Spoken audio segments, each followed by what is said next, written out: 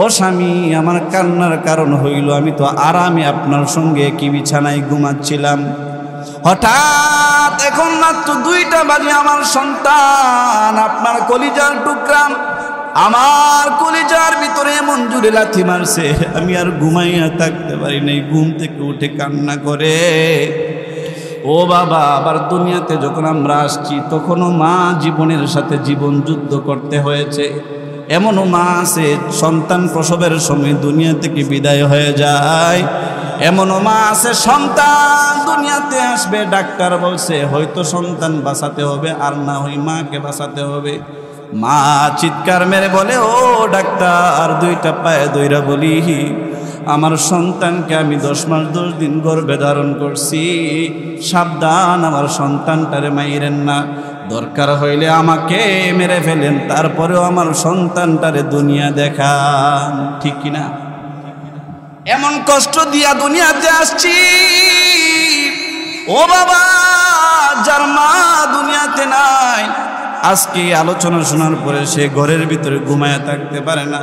যার বাবা নাই, বাবার কথা স্মরণ করে মাহফিলে দৌড়ায় চলে আসবে। বাবা, বলতেছিলাম আমার নবীর মা হযরত আমিনা বলেন, অষ্টগ্রামের মানুষেরা, দুনিয়ার মানুষেরা শুনো, আমার সন্তান মুহাম্মদ যখন দুনিয়াতে আসবে তখনও আমার কোনো ব্যথা হয় নাই। আমার সন্তান যখন আমার গর্ভে ছিল, আল্লাহর কসম করে বলি, আল্লাহর কসম করে বলি, আমার সন্তান বিন্দু মাত্র কষ্ট আমাকে দেয় নাই। রহমতের নবী যে, এটা বোঝাচ্ছি আপনাদেরকে। শুধু তাই না, আমিনা বলেন, ও দুনিয়ার মহিলারা শুনো, আমার সন্তান মুহাম্মদ যখন আমার গর্ভে ছিল, তোমাদের সন্তান গর্ভে থাকলে যেমন এমন না। আমি আমিনা যখন অনুভব করলাম আব্দুল্লাহর সন্তান আমার গর্ভে চলে আসছে, এই মুহাম্মদ সন্তান আমার গর্ভে আছে, তখন থেকে আমি অনুভব করতেছি আমার শরীর থেকে একটা গ্রাণ বের হয়, জান্নাতি গ্রাণ, মেশকাম্বরের গ্রাণের চেয়ে অধিক প্রিয়, অধিক সুগন্ধি, যেইটা দুনিয়ার অন্য মহিলারা সন্তান পেটে থাকলে সাধারণত এই গ্রাণ অনুভব করার কথা না, কেউ পায়ও নাই, পাবেও না। আমার সন্তান যখন আমার পেটে আসলো, তার রহমতের কারণে, তার বরকতের কারণে আমি আমিনার শরীর থেকে শুধু সুগন্ধি বের হয়। শুধু তাই না, আমি যেখানে বসি সেই জায়গাটা সুগন্ধে। কুল্লু মান আলাইহা ফানি ওয়া ইয়াবকা ওয়াজহু রাব্বিকা যুল জালালি ওয়াল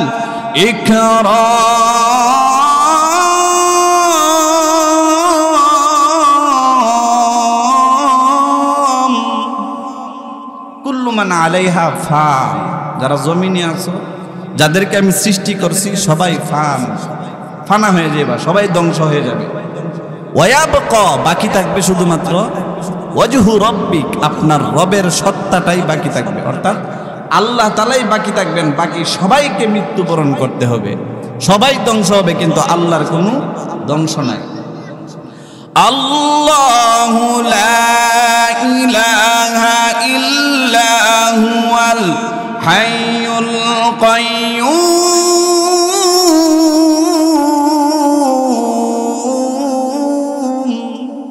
আল্লাহ বলেন আল হাইয়্যু, তিনি হলেন হাইয়ুন, তার কোনো মৃত্যু নাই। লা ইয়ামুতু আবাদান, তিনি কখনো মরবেন না।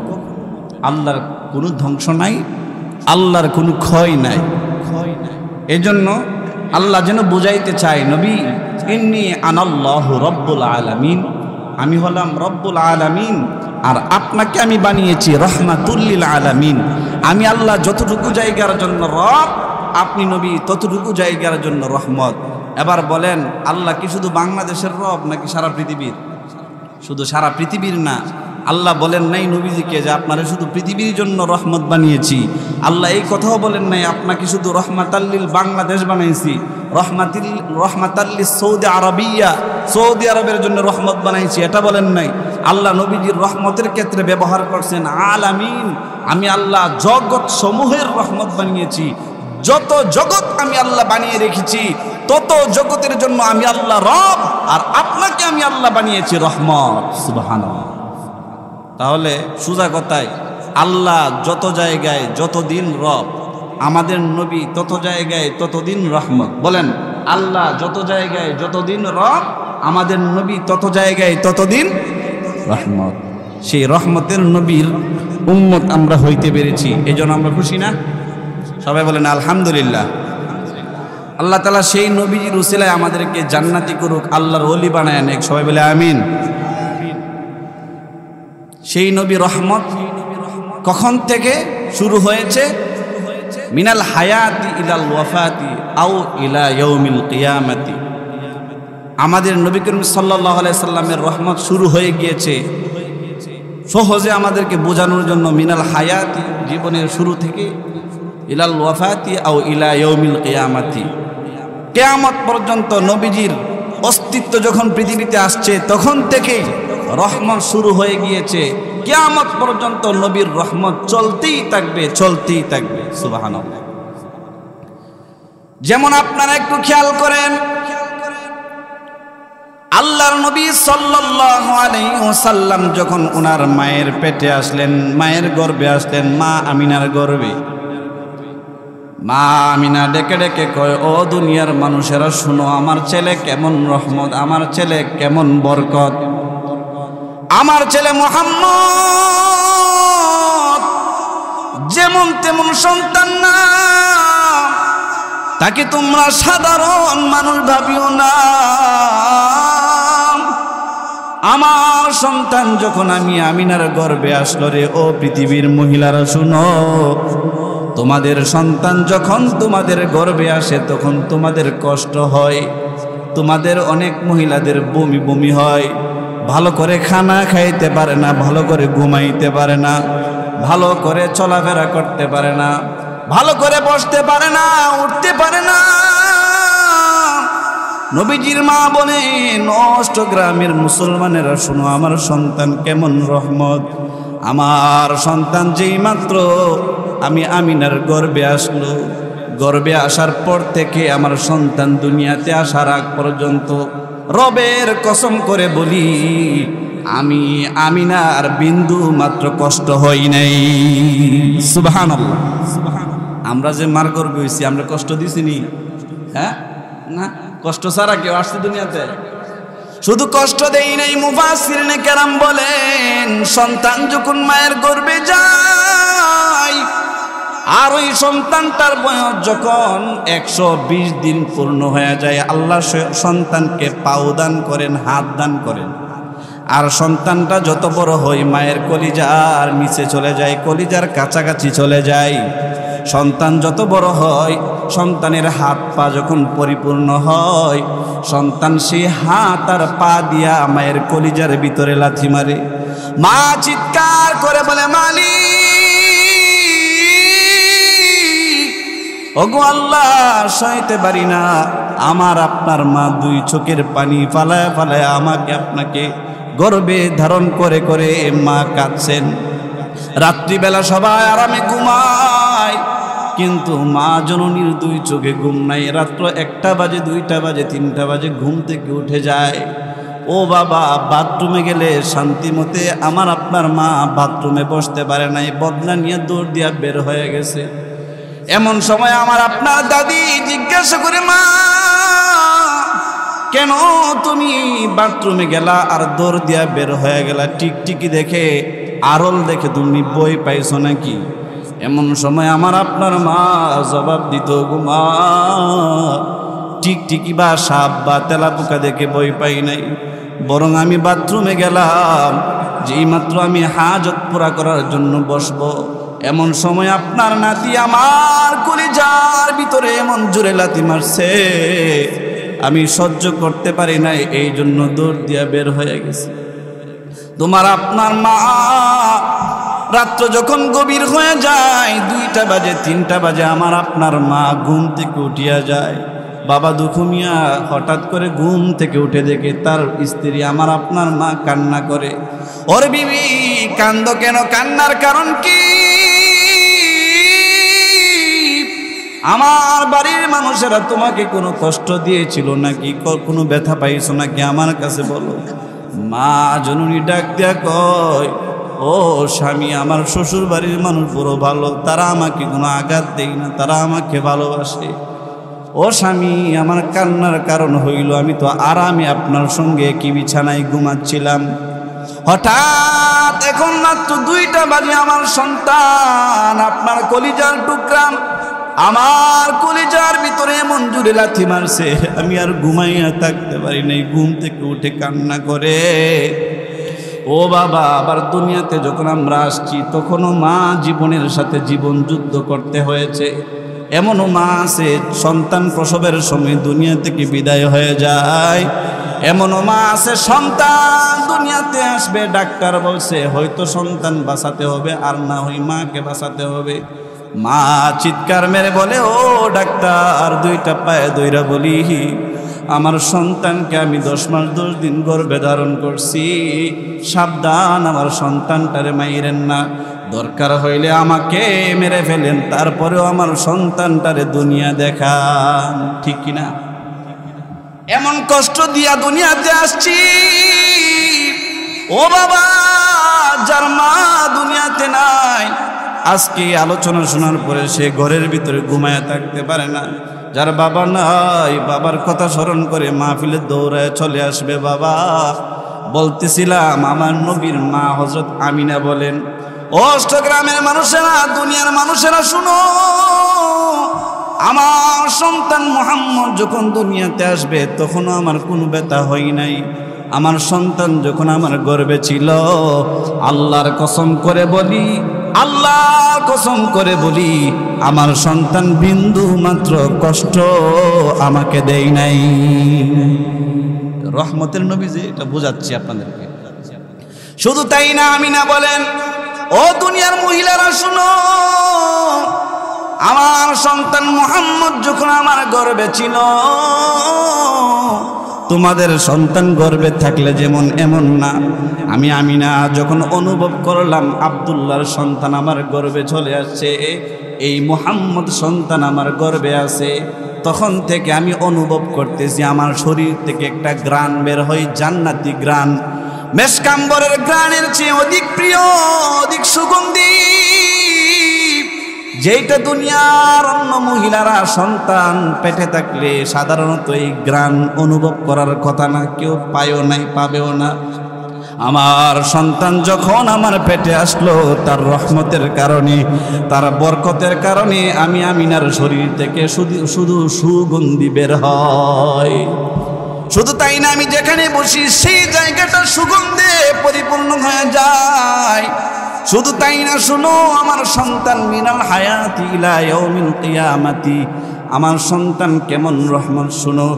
আমার সন্তান যখন আমার পেটে গেল, আমি যখন আরবের মক্কার জমিনে যখন চলাফেরা করতাম, সন্তান আমার গর্ভে আসার আগে যেই রাস্তা আমার কাছে মনে হইতো পাথরের রাস্তা, যেই রাস্তা দিয়ে হাঁটলে আমার পায়ের মধ্যে আমি ব্যথা অনুভব করতাম, আমার মুহাম্মদ আমার গর্ভে যাওয়ার কারণে আমি রাস্তা দিয়ে হাঁটি।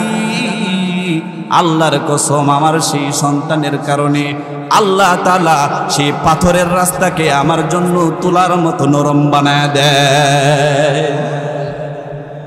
নবীকে আমরার মতন সাধারণ মানুষ, অসাধারণ মানুষ। তিনি মানুষ ছিলেন কিন্তু অসাধারণ। বলেন, মানুষ ছিলেন কিন্তু আমরা দেখে মাঝে মধ্যে ওয়াজে মানুষে বুঝাইতে গিয়ে আমরার মতো মানুষ বলি, মানে নাক মুখ এরকম তো নাক ছিল নাকি? নবীজির নাক 2টা আছে, নাক তো একটাই আছে, মাথা একটাই আছে। নবীজি বিবাহ করছে, আমরাও বিবাহ করি। নবীজি দুনিয়াতে খাইছে, আমরাও খাই। নবীজি বাজারে গেছেন, আমরাও যাই। এই হিসাবে নবীজি আমরার মতো মানুষের মতো চলছে। এই কথা দিকে বলি, এই জন্য অনেকে বলে যে নবী আমরার মতন মানুষ কয়ে আমরা বলে কুফরি করি। নাউজুবিল্লাহ বলেন। আজকে শুনে যান, নবী আমাদের মতো সাধারণ মানুষ না, তিনি অসাধারণ মানুষ। নবীজির মা আমিনা বলেন, শুনেন আমার সন্তান কেমন অসাধারণ মানুষ। শুধু তাই না, আমি যখন আমার শ্বশুর বাড়িতে কাজ করতাম, কূপের কাছে যাইতাম পানি উঠানোর জন্য, অন্যান্য সময় আমার সন্তান পেটে আসার আগে আমি পানি অনেক কষ্ট করে আনতে হইতো, কিন্তু আমার সন্তান যখন পেটে আসলো, আমি যখন কূপের কাছে যাই, আল্লাহর কসম কূপের পানি 10 হাত নিচের পানি আমি আমিনার হাতের মুঠোয় চলে আসে। আমি তো প্রথম বুঝতাম না। মহিলারা আমার শাড়ির আঁচল ধরে রাখতাম আর বলতো, আমি না, খোদার কসম লাগে যাস না, তুই যদি চলে যাস পানি নিচে চলে যায়, তুই কিছুক্ষণ দাঁড়ায় থাক, আমরা পানি উঠাই এরপরে যাইস।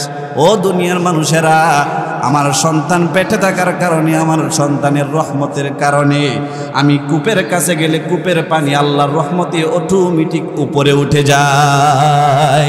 সুবহানাল্লাহ, সেই নবীর উম্মত আমরা। শুধু তাই না, আমার আল্লাহ বলেন, নবী আপনাকে কেমন রহমত বানাইছি জানেননি? ওগো নবীজি, অন্যান্য নবীদেরকে আমি আল্লাহ মুজিজা দিতাম। মুসা নবীরে আমি আল্লাহ মুজিজা দিয়েছিলাম নির্দিষ্ট, যেমন একটা লাঠি দিছিলাম, লাঠিটারে তিনি জমিনে ফালাইলে সেই লাঠিটা সাপ হয়ে যাইত। লাঠি দিয়া পানির উপর বাড়ি দিলে রাস্তা হয়ে যাইত। লাঠি দিয়া গাছের মধ্যে আঘাত করলে গাছ অটোমেটিক তার পাতাগুলো নুয়াইয়া দিত, যাতে করে মুসা পয়গম্বর সেই পাতা ওনার ছাগলকে খাওয়াইতে পারেন। ও নবী, আমি মুসাকে নির্দিষ্ট কিছু মুজিজা দিয়েছিলাম, ঈসা নবীকেও নির্দিষ্ট কিছু মুজিজা দিয়েছিলাম, কিন্তু আপনি নবীকে একটা দুইটা না, লক্ষ লক্ষ মুজিজা দিয়া আপনি নবীর জীবনের শুরু থেকে শেষ পর্যন্ত, আপনি নবীর মাথা থেকে পাতা পর্যন্ত সম্পূর্ণটা আমি আল্লাহ মুজিজা দিয়া পরিপূর্ণ করে দিছি। সুবহানাল্লাহ। আল্লাহর নবী সাল্লাল্লাহু আলাইহি ওয়াসাল্লাম একদিন যুদ্ধের ময়দান থেকে ফিরতেছিলেন, সাহাবীরা আসতেছেন, ওনাদের খুব পানির পিপাসা লাগছে, মরুভূমির গরম, আপনারা যারা সৌদি আরব গেছেন জানেন মারাত্মক গরম। সাহাবীরা হাঁফাইতেছেন গরমে, পানির দরকার, খুব পানির পিপাসা। আল্লাহর নবী বলেন, ওইখানে যাও, ওইখানে গিয়ে দেখো একটা কূপ আছে, ওই কূপ থেকে তোমরা পানি উত্তোলন করে নিয়ে আসো এবং পান করো। সাহাবীরা পানি উঠাইলেন পান করার জন্য। পান করতে যাবেন এমন সময় দেখেন পানি বড় লবণাক্ত, খাওয়ার কোনো উপযুক্ত না। আল্লাহর নবীর কাছে সাহাবীরা এসে বললেন, ইয়া রাসূলুল্লাহ, কূপ আছে কিন্তু কূপের পানি খাওয়ার মতো না। নবীজি বলেন, কি সমস্যা? বলে, এটা লবণাক্ত পানি, খাওয়া যাবে না। আল্লাহর নবী কূপের পাশে দাঁড়াইলেন, নবীজির জবান মুবারক থেকে একটু লালা বের কইরা কূপের ভিতরে ফেলে দিলেন। সঙ্গে সঙ্গে সাহাবীরা বলেন, আল্লাহর কসম করে বলি, তিনি সাধারণ মানুষ না। আমাদের নবী যেই মাত্র একটু লালা কূপের ভিতরে বানাইছে, সঙ্গে সঙ্গে আমরা পানি এরপরে তুইলা খাইলাম, পান করলাম। আল্লাহর কসম করে বলি, 1 মিনিট আগে যেই পানিটা লবণাক্ত ছিল, সেই পানিটা ডাবের পানির মতো মিষ্টি হয়ে গেছে। এই কূপটা এখনো আছে, কূপটার নাম বীরে শিফা। কূপটার নাম কি? এটার পানি পান করলে আল্লাহ অনেক রূপ থেকে তাকে নিরাময় দান করেন, এই জন্য এটার নাম বীরে শিফা। যারা হজ করতে যান তারা খুঁজছেন যে হুজুর যে ওয়াজটা করলো ঠিক আছে নি। কূপটার নাম কি? বীরে শিফা, শিফার কূপ। সাহাবীরা বলেন, শুধু তাই না, আল্লাহর নবী সাল্লাল্লাহু আলাইহি ওয়াসাল্লামকে আল্লাহ এত মুজিজা দান করেছিলেন। একদিন আল্লাহর নবী রাস্তার পাশে দাঁড়িয়ে আছেন, এমন সময় আবু জাহেল একটা সুযোগ, মুহাম্মদরে কিছু প্রশ্ন করে আটকায় দেমু। মুহাম্মদ সাল্লাল্লাহু আলাইহি সাল্লামের পাশে গেলেন, গিয়ে বলেন, মুহাম্মদ, আমি তো আজকে কালিমা পড়বাম। নবীজি বলেন, কেমনে কালিমা পড়বেন? আপনি তো বহুদিন দাওয়াত দিলেন, কালিমা তো একদিনে বললেন না। আবু জাহেল পিছনের দিকে হাত রেখে দিল মুট করে, বলে, মুহাম্মদ, এই যে আজকে আমি কালিমা পড়ব, তোমার সামনে আমার হাতের মুঠ আনলাম, এই হাতের মুঠের ভিতরে কিছু একটা জিনিস আছে, তুমি যদি না দেখা বলতে পারো আমার হাতের মুঠের ভিতরে কি, তাহলে আমি কালিমা পড়ে মুসলমান হয়ে যাব। আল্লাহর নবী বলেন, ও আবু জাহেল, তোমার হাতের মুঠে যা আছে আমি তা বললে বেশি ভালো হবে, নাকি হাতের মুঠে যা আছে তা যদি নিজেই বইলা দেই তোমার হাতে কি আছে এটা বেশি ভালো হবে? আবু জাহেল কই, এটা তোর বেশি ভালো। আল্লাহ নবী কয়, ও আবু জাহেলের হাতের মুঠে যা আছো এই মুহূর্ত বলো তোমরা কারা? অমনি তার হাতের মুখ থেকে সাক্ষী দিতেছেন আশহাদু আন্নাকা রাসূলুল্লাহ ওয়া হাবিবুল্লাহ, আমরা সাক্ষী দিতেছি আপনি আল্লাহর রাসূল। আমরা আবু জাহেলের মুঠের ভিতরে বালি দুলা বালি, আমরা সাক্ষী দিলাম আপনি আল্লাহর রাসূল, আল্লাহর হাবিব। সুবহানাল্লাহ। আবু জাহেলকে সর্বনাশ। আমি কইছিলাম যে আমার হাতের মুঠে কি আছে মুহাম্মদ বলার জন্য, এখন মুহাম্মদের এমন পাওয়ার, এমন জাদু জানে যে হাতের মুঠে যা আছে তাই বইলা দে আমরা কারা। আরেকদিন আবু জাহেল কয়, ও মুহাম্মদ, আজকে তো আমি শিওর কালিমা পড়ব। আল্লাহর নবী বলেন, কেমনে কালিমা পড়বেন? বলে ওই যে গাছটা আছে, ওই গাছটাকে যদি আপনি আমার কাছে নিয়ে আসতে পারেন, আপনার কাছে নিয়ে আসতে পারেন, তাহলে তো আমি আপনার কাছে মুসলমান হয়ে যাব। আল্লাহর নবী বলেন, ও আবু জাহেল, তুমি বলতেছো গাছটা যদি আমার কাছে তোমার কাছে নিয়ে আসতে পারি, এখানে যদি গাছটাকে নিয়ে আসতে পারি তুমি মুসলমান হইবা, তাহলে আমি গাছটাকে বলবো না, তুমি যাও গিয়ে বলো আল্লাহর রাসূল তোমাকে ডাকতেছে, এই কথা বলবা, গাছ আমার কাছে চলে আসবে। আবু জাহেল কই, সর্বনাশ, আমি বলছিলাম মুহাম্মদ বলার জন্য, আমার বলাতেই যদি চলে আসে তাহলে তো এটা আরো বালা। গাছে গিয়া কয়, গাছের কাছে গিয়া কয়, ও গাছ, ওই যে লোকটা দাঁড়িয়ে আছে মুহাম্মদ, সে নাকি আল্লাহর রাসূল তোমাকে বলছে যাওয়ার জন্য। বাবারা, সিরাতের কিতাব থেকে নবীজির মুজিজা থেকে আলোচনা করতেছি, সত্য ঘটনা, মিথ্যা হওয়ার কোনো অবকাশ নাই। যেই মাত্র আবু জাহেল এই কথাটা গাছের কাছে বলল, সঙ্গে সঙ্গে গাছ মাটি থেকে আলাদা হইয়া কম্পিত তৈরি হয়ে গেল। গাছটা একটা দৌড় দিয়ে আল্লাহর রাসূলের সামনে চলে গেল। ওগো নবীজি, আপনি নাকি আমারে ডাকছেন, আমি সাক্ষী দিতেছি আপনি আল্লাহর রাসূল, আপনি আল্লাহর হাবিব। ওগো নবীজি, আপনি খাতামুন নবীন, আপনার পরে আর কোনো নবী আসবে না। যেই মাত্র এই সাক্ষী দিয়া দিল, আবু জাহেল নিজের চোখে দেখলো, নিজের কানে শুনলো, আল্লাহ যে তার অন্তরে মোহর মাইরা দিল। এরপরেও সে কালিমা পড়তে পারে নাই, কালিমা তার নসিব হই নাই। কারণ দীর্ঘদিন পর্যন্ত গুনাহে লিপ্ত হয়ে গেলে আদাল্লাহুল্লাহু আলা ইলমিউ, আল্লাহ তারে নিজে গুমরা করে দেয়, আল্লাহ তার পথ ভুলায়া দেয়। ও বাবা, ও যুবক ভাই, দীর্ঘদিন হয়ে গেল আল্লাহর মসজিদে যান না, আল্লাহর পায়ে সেজদা দেন না। শুনে যান, আমার আল্লাহ 25 নম্বর পারা 19 নম্বর পৃষ্ঠার মধ্যে সূরা জাসিয়ার মধ্যে আল্লাহ বলেন, শুনো শুনো, দীর্ঘদিন পর্যন্ত মানুষ যখন গুনাহ করে মসজিদে যায় না, আল্লাহরে ডাকে না, আল্লাহরে বইলা যায়, আল্লাহ তারে কি শাস্তি দেয় শুনো। আদাল্লাহুল্লাহু আলা ইলমি ওয়া খাতামা আলা সামইহি ওয়া কলবিহি। আল্লাহ বলেন, শুনো, দীর্ঘদিন পর্যন্ত যারা গুনাহ করবা পথ ভুলায়া দিমু, পথ খুঁজা পাইবা না। ওয়া খাতামা আলা সামই, আল্লাহ তার কানের মধ্যে মোহর মাইরা দেন। ওয়া কলবিহি, এবং তার অন্তরে মোহর মাইরা দেয়। দীর্ঘদিন নামাজ না পড়ার কারণে, দীর্ঘদিন আল্লাহর কাছে না আসার কারণে, দীর্ঘদিন আল্লাহকে স্মরণ না করার কারণে আল্লাহ তার অন্তরের মধ্যে মোহর মেরা দেয়। ওয়াজালা আলা বাসারিহি গিশাওয়া, এবং আল্লাহ বলেন তার চোখকেও আমি আল্লাহ সত্য থেকে আড়াল করে দেয়। এই চোখ দিয়া আর সত্য দেখার তৌফিক হয় না, এই চোখ দিয়া কোরআন পড়ার তৌফিক হয় না, নেক আমল করার তৌফিক হয় না। এই জন্য আবু জাহেল মার্কা মুসলমান যারা আছে, আল্লাহ যারা বেশি সময় আল্লাহরে ভুলে আছে, আল্লাহ তাদেরকে আবু জাহেলের মতো মোহর মাইরা দেয়। আবু জাহেল যেমন হেদায়েত পাইছে না, তারাও হেদায়েত পাই না। ঠিক কিনা জোরে কন? এই জন্য যুবক ভাই, তোমাদেরকে বলি, সপ্তাহ চলে যায়, মাস চলে যায়, বছর চলে যায়, আল্লাহর পায়ে কি সেজদা দেওয়ার কথা মনে হয় না? ওরে যুবক, দীর্ঘদিন আল্লাহরে তুমি সেজদা দিতে যাও না, অথচ রাস্তা দিয়ে হাঁটো, কত সুন্দর শার্ট লাগাও, কত সুন্দর প্যান্ট লাগাও, হাজার হাজার টাকা দাম, চেহারার মধ্যে ক্রিম লাগাও, চুলের মধ্যে কত সুন্দর সুন্দর তেল ব্যবহার করো। শুধু দুনিয়ার মানুষ দেখবে আর বলবে যুবকটারে অনেক সুন্দর লাগতেছে। আমার আল্লাহ ডাক দিয়া কই, বান্দারে 1টা বছর হয়ে গেল আমি আল্লাহর পায়ে সেজদা দিতে আসলি না। ও বান্দা, দুনিয়ার মানুষ তোরে সুন্দর বলবে, কত জিনিস লাগাইলা। দুনিয়ার মানুষে দেখাইবার লাইগা কত সুন্দর সুন্দর জিনিস ব্যবহার করলা, পারফিউম ব্যবহার করলা, সেন্ট ব্যবহার করলা, আতর ব্যবহার করলা। ওরে বান্দা, কোনদিন একটা পাঞ্জাবি লাগাইয়া আমি আল্লাহর মসজিদে আইলি না, আমি আল্লাহর মসজিদে ঢুকলি না, আমি আল্লাহরে দেখাইতে কি তোর মন একবারও চাইল না? ওরে বান্দা,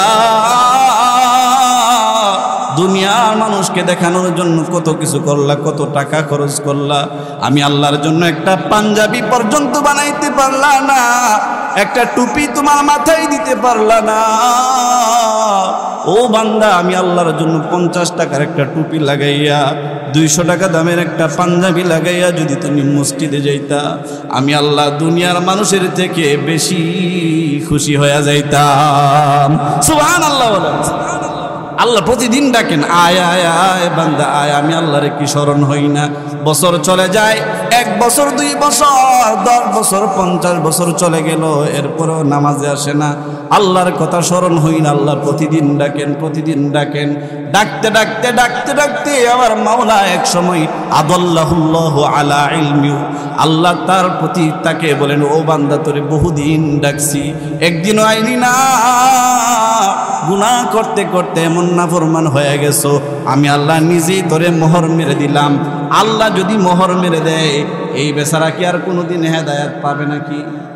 যতই চিন্তা করেন মরার আগে তওবা করমু, না না, ওয়া খাতামা আলা সামইহি ওয়া কলবিহি ওয়া জাআলা আলা বাসরিহি গিশাওয়া আফালা তাযাক্কারুন। আল্লাহ কত সুন্দর করে মায়ার কণ্ঠে ডাকে, বান্দা আফালা তাযাক্কারুন, বান্দারে এখনো কি তোদের আমি আল্লাহরে স্মরণ করার সময় হই নাই? রহমতের নবী দিলাম, আমি আল্লাহ ঈমান দান করলাম। ও বান্দা, কোনদিন আমি আল্লাহর কাছে চাও নাই, ও গো আল্লাহ আমারে শেষ নবীর উম্মত বানায় পাঠাইও, আমারে তুমি মানুষ বানায় পাঠাইও। ও বান্দা, কোনদিন আমি আল্লাহর কাছে বলো নাই, বিনা দরখাস্তে শেষ নবীর উম্মত বানাইলাম, আবার মানুষ বানাইলাম, আবার তোমাদেরকে শুধু মানুষ বানাইলেই হবে না, তোমাদেরকে মুসলমান বানাইলাম। আব্দুর রহমানের ঘরে দিয়া সকিনা, জরিনা, আব্দুল করিম, আব্দুল গফফারদের মতো সাধারণ মুসলমানের ঘরে মুসলমান বানাইয়া তোদেরকে আমি আল্লাহ ধন্য করলাম। ও বান্দা, এরপরেও আমি আল্লাহর কুদরতি পায়ে সেজদা দেওয়ার জন্য আসলি না। তোদেরকে এত রহমতের নবী দিলাম, যেই রহমতের নবীকে পাওয়ার জন্য অন্য জামানার নবীরা পর্যন্ত আফসোস করছে, মালিক আতাজালুনি উম্মাতা মুহাম্মাদিন, ওরে আল্লাহ আমাকে কি শেষ নবীর উম্মত বানায়া পাঠানো যায় নাকি? লাম ইয়াতাকাব্বালিল্লাহু তাআলা দুআআহুম ইল্লা দুআ ঈসা রূহিল্লাহ। আল্লাহ তাআলা কোনো পয়গম্বরের দোয়া দরখাস্ত মঞ্জুর করলেন না, তবে ঈসা পয়গম্বরের দরখাস্ত আল্লাহ মঞ্জুর করলেন। ঈসা আলাইহিস সালামকে আল্লাহ শেষ জামানার নবীর জামানায় আল্লাহ তাআলা নবীর উম্মত বানায়া কিয়ামতের আগে পাঠাইবেন। সুবহানাল্লাহ। ওই নবী পাইছেন। একদিন কি গভীর রাতে নবীর কথা মনে পড়ে না? যেই নবী আপনার জন্য হাসরের মাঠে কাঁদবেন, হাসরের মাঠে যখন আল্লাহ তাআলা সব নবীদেরকে উঠাইবেন, সবার আগে আমার নবী উঠবে। আল্লাহর নবী উঠার পরে আল্লাহর নবী সাল্লাল্লাহু আলাইহি সাল্লামকে আল্লাহ তাআলা দুনিয়াতে একটা জায়গা, একটা সিংহাসনের ঘোষণা দিয়েছেন। আসা আইয়া বাসাকা রব্বুকা মাকামান মাহমুদা, ওগো নবী আপনাকে আমি একটা মাকামে মাহমুদ দান করব। আল্লাহর নবী কবর থেকে ওঠার পরে, রওজা থেকে ওঠার পরে মাকামে মাহমুদ তালাশ করতে থাকবে। যেই মাকামে মাহমুদে আল্লাহর নবী আল্লাহর প্রশংসা করবেন, আল্লাহর প্রশংসা গাইতে গাইতে আল্লাহর নবী খুশি করে ফেলবেন। এমন খুশি করবেন, আল্লাহ তাআলা আমাদের প্রতি এমন নারাজ থাকবে, আল্লাহ আমাদের দিকে তাকাবেন না, কথা বলবেন না। আল্লাহ বলবেন, আমার এই নাফরমানরা দীর্ঘদিন পর্যন্ত তাদেরকে ডাকছিলাম, মসজিদে আসে নাই, দিনই কাজে আসে নাই, আমি আল্লাহ তাদের প্রতি এত নারাজ হয়েছি, তাদের দিকে আমি তাকাবো না, তাদের সাথে আমার কোনো কথা নাই। এই পরিস্থিতিতে আমার নবী আল্লাহর কুদরতি পায়ে সেজদা দিয়া দিয়া আল্লাহকে খুশি করে ফেলবে। উম্মতেরা দৌড়ায় যাবে আদম নবীর কাছে, গিয়ে বলবে নবী আদম, কি যে করুণ অবস্থা, সূর্যটা মাথার কাছে চলে আসছে, আপনার কাছে আবদার করি, আপনি তো আল্লাহর নিজের হাতে বানানো নবী। ওগো আদম পয়গম্বর, আনতা আবুল বাশার, আপনি সব মানুষের বাবা, আল্লাহর কাছে বলেন না আল্লাহ যেন আমাদেরকে মাফ করে দেয়। আদম নবী বলবেন, ও উম্মতেরা, দুনিয়ার মানুষেরা, ও আমার সন্তানেরা, আল্লাহর সাথে আজকে কথা বলার মতো সাহস আমার নাই। যাও আমার পরের নবী নূহের কাছে যাও। নূহ বড় জলিলে কদর বড় একজন নবী ছিল, তার কাছে যাও। মানুষেরা দৌড়ায় নূহ পয়গম্বরের কাছে যাবে। ও নূহ পয়গম্বর, আপনি তো ছিলেন সানি আবুল বাশার, আপনি আল্লাহর ভয়ে বেশি কাঁদতেন, এই জন্য আল্লাহ আপনার নাম দিছে নূহ। নূহ মানে কান্দুন্না নবী। আল্লাহ উনারে ভালোবাসা নূহ ডাকতেন, কান্দুরা নবী ডাকতেন, বড় ভালোবাসতেন। মানুষেরা দৌড়ায় গিয়া নূহ নবীর কাছে বলবে, নূহ পয়গম্বর আপনি একটু সুপারিশ করেন না। নূহ পয়গম্বর বলবেন, না না, আমার পক্ষেও তোমাদেরকে সুপারিশ করা সম্ভব না। আমার পরের নবী ইব্রাহিমের কাছে যাও। মিল্লাত আবিকুম ইব্রাহিম, তোমাদের জাতির পিতা ইব্রাহিমের কাছে যাও, তিনি তোমাদেরকে সুপারিশ করার অধিকার রাখেন। মানুষেরা দৌড়ায় ইব্রাহিম নবীর কাছে যাবে। ইব্রাহিম নবী বলবেন, আমারও আজকের কোনো ক্ষমতা নাই আল্লাহর সাথে কথা বলার, তবে যাও আমার পরে একজন জলিলে কদর নবী আছে যার নাম মুসা, যিনি সরাসরি দুনিয়াতে আল্লাহর সাথে কথা বলতেন, মুসার কাছে যাও। ওয়াকাল্লামাল্লাহু মুসা তাকলিমা, আল্লাহ বলেন মুসা আমার সাথে কথা বলতো, আমি মুসার সাথে কথা বলতাম। মানুষেরা দৌড়ে মুসার কাছে যাবে, এমন একটা পরিস্থিতি হবে মুসা পয়গম্বর থরথর করে কাঁপবেন আর বলবেন, না আজকে আল্লাহ জি রাগ করছে, আল্লাহর সাথে কথা বলার সাহস আমি মুসার নাই। যাও যাও, আমি একটা ঠিকানা বলি, যেই ঠিকানায় গেলে তোমরা কোনো উপায় খুঁজে পাইতে পারো। মানুষদেরকে ঠিকানায় দেখায় দিবে। শেষ নবীর আগের নবী ঈসা পয়গম্বরের কাছে যাও, যে ঈসাকে আল্লাহ তাআলা বাবা সারা শুধু মার মাধ্যমে দুনিয়াতে পাঠাইছিলেন। ঈসারে আল্লাহ বড় ভালোবাসতেন। মানুষেরা দৌড়ায় ঈসা নবীর কাছে যাবে আর গিয়ে বলবে, নবী ঈসা একটু দেখেন না, সুপারিশ করতে পারেন কিনা।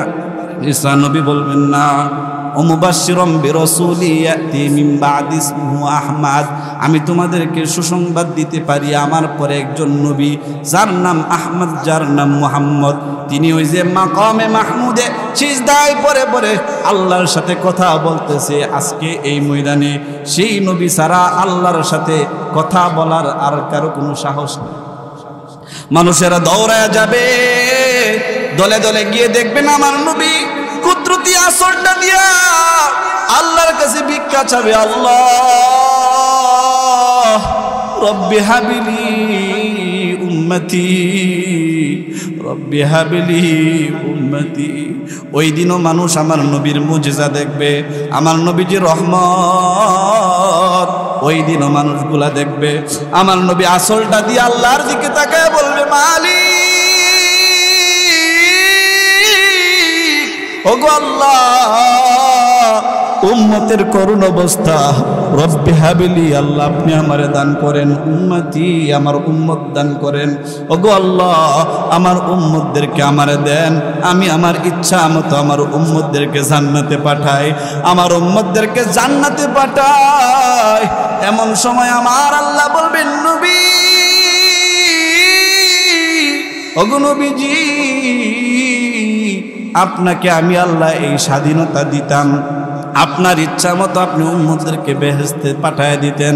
তবে মনে রাখেন নবী, আপনার থেকে কিন্তু আমি আল্লাহ বেশি জানি, আমি আল্লাহর মায়া বেশি। ওগো নবী, আজকে আমি আল্লাহর কাছে আপনি এত প্রশংসা করছেন, এত সুন্দর সুন্দর প্রশংসা করেছেন, আমি আল্লাহর মনটা ভরে গেছে। ওগো নবী, আদমেরও সাহস হয় নাই, নূহ পয়গম্বরের সাহস হয় নাই, ইব্রাহিম কিছু বলতে পারে নাই, কিন্তু আপনি প্রশংসা প্রশংসার চেয়ার আপনার জন্য বানায় রাখছি। এই চেয়ারে এত সুন্দর সুন্দর প্রশংসা আমি আল্লাহর করছেন, আমি আল্লাহর রাগ সব পানি হয়ে গেছে। ওগো নবী, আপনি শুধু দেখেন, আমি আল্লাহ আপনার লক্ষ লক্ষ কোটি কোটি উম্মতকে আজকে মাফের ঘোষণা দিয়া জান্নাত দিয়া দিন। সুবহানাল্লাহ। শুধু তাই না বন্ধুরা, আল্লাহর নবী যখন রওজা মুবারক থেকে উঠবেন, আল্লাহর নবী এত পেরেশান থাকবেন শুধু উম্মতের জন্য। ডান দিকে দেখবেন আবু বকর দাঁড়ানো, বাম দিকে হযরত ওমর দাঁড়ানো। যারা রওজায় গেছেন গিয়ে দেখবেন নবীজির ডান পাশে কবরে আছে হযরত আবু বকরের কবর, আর বাম পাশে আছে হযরত ওমরের কবর। আল্লাহর নবী কবর থেকে ওঠার পর করুণ অবস্থা দেখে আল্লাহর নবী বলবেন, আবু বকর, ও আবু বকর, এখনো কেন দাঁড়িয়ে আছো? যাও দেখো আমার কোন উম্মতটা জাহান্নামে চলে যায়, আমার উম্মতটাকে ধরে আমি নবীর কাছে নিয়ে আসো। ও উমর, আর দেরি করবা না, যাও। আল্লাহ আমাকে ক্ষমতা দিছেন, আমি তোমাকে বলি তুমি আমার উম্মতগুলাকে দেখো, মিজানের পাল্লার কাছে যাও। আল্লাহর নবী সাহাবী বলেন, ও গো নবীজি, কোন কোন জায়গায় হাসরের মাঠে আপনারে খুঁজলে পামু? আল্লাহর নবী কই, সাহাবীরা রে, আমার মূল মূল জায়গায় খুঁজলে পাইবা। এক নম্বরে মিজানের পাল্লার কাছে যাও, ওইখানে আমি নবী থাকবো। যারা আমারে ভালোবাসতো, যারা আমারে ভালোবাসতো, আমি নবী তাদের জন্য সুপারিশ করার জন্য মিজানের পাল্লার কাছে থাকবো। আমার যে উম্মত, অষ্টগ্রামের উম্মত, আমি নবীর উপর দুরূদ পড়তো, আমি নবীর প্রতি ভালোবাসা দেখাইতো, আমি নবী তাদের ভালোবাসার তাদের দুরূদকে কাগজের টুকরা বানাইয়া মিজানের পাল্লার মধ্যে আমি নবী দাঁড় করায় দিব। ওই আমার উম্মতের মিজানের পাল্লাটা বাড়ি হয়ে যাবে। আমি নবীর দুরূদের আমলের কারণে আর ভালোবাসার কারণে আমার জাহান্নামী উম্মতকে আল্লাহ জান্নাতি বানায় দিবেন। সুবহানাল্লাহ বলেন। আরেকটা জায়গা আছে পুলসিরাত, যেটা বড় কঠিন, চুলের থেকে চিকন, ব্লিডের থেকে আরো বেশি দার, এমন একটা জায়গা আছে যেটার নাম পুলসিরাত। ওই পুলসিরাতের পাশেও আমি নবী থাকবো, ওইখানে গিয়েও আমারে খুঁজো। ও আমার উম্মতের আরেকটা জায়গা আছে জান্নাতে যাওয়ার আগে, জায়গাটার নাম হলো হাউজে কাউসার। হাউজে কাউসারের পানি পান করাইয়া আমি আমার উম্মতদেরকে ধন্য করব। 1000 বছর চলে যাবে, আমার উম্মতের হাউজে কাউসারের পানি পান করার কারণে বিন্দু মাত্র পিপাসা লাগবে না। সুবহানাল্লাহ।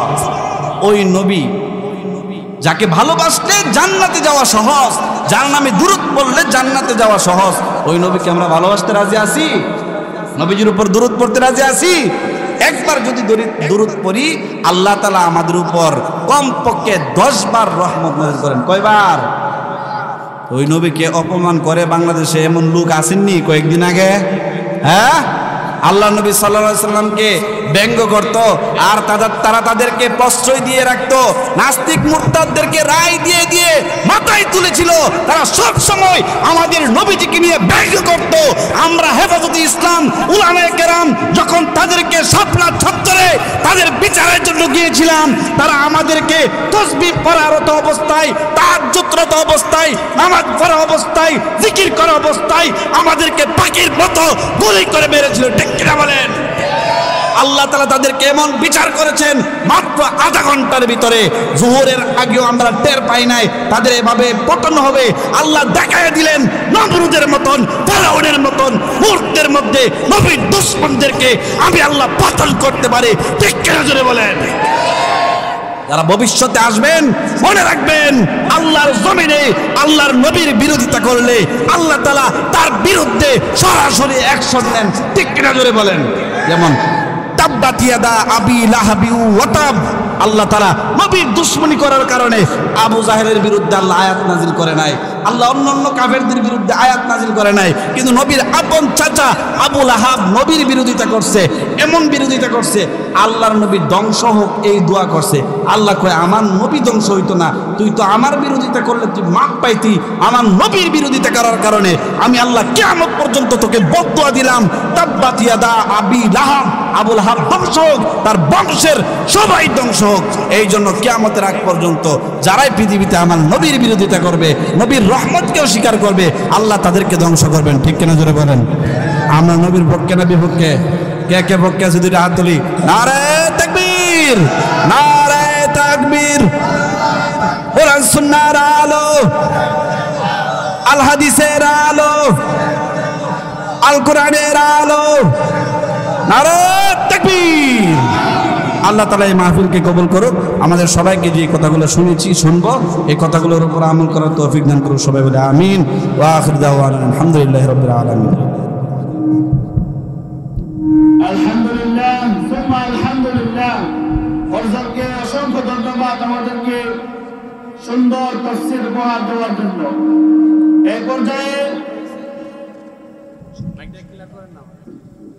আপনাদের সামনে সিলেট থেকে